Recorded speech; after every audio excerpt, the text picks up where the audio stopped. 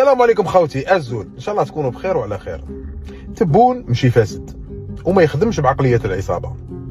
قعد معايا غير نص دقيقه دوك تفهم علاش الدوله مركزه على امير دي زاد ووصلوا حتى ورطوا رواحهم على جال امير دي زاد. غادي نعطيك 3 سماوات برك.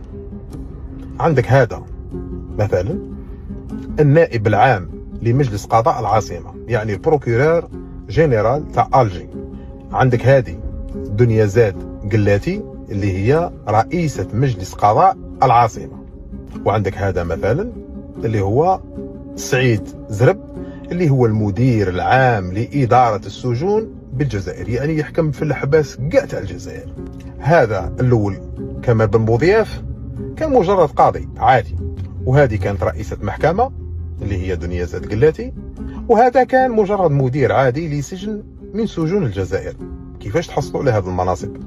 اسمع مليح.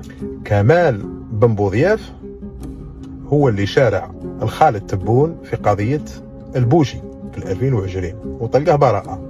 أما عن دنيا زاد قلاتي هي اللي كانت رئيسة المحكمة اللي شارع فيها خالد تبون وأطلقت سراحه بالبراءة.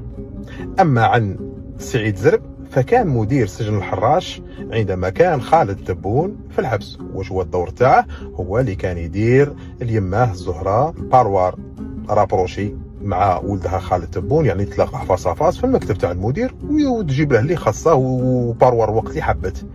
وبالتالي بعد ما تبون ولا رئيس فكل واحد اعطاه كادو. اللي شارع له اعطاه منصب، اهم منصب اللي هو نائب عام تاع مجلس قضاء تاع العاصمة. ودنيا زاد قلاتي اعطاها منصب تاع رئيسة مجلس قضاء العاصمة.